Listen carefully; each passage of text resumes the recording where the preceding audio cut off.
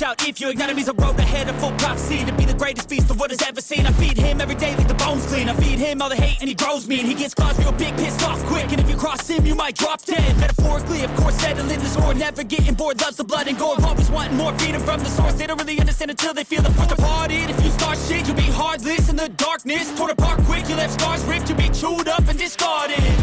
And this world ain't right, won't accept it. Negative energy, I expect it. Once it's in your mind, it's infectious. So fight for your life and reject it. You better give me space, I'm protective.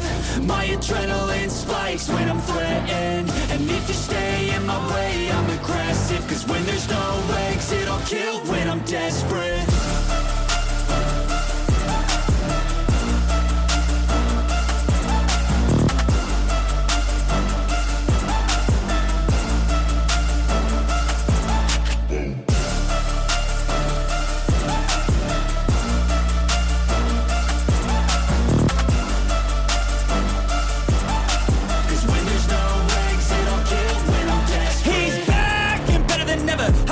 Adrenaline pressure, it's stormy weather, lightning, thunder, pouring weather.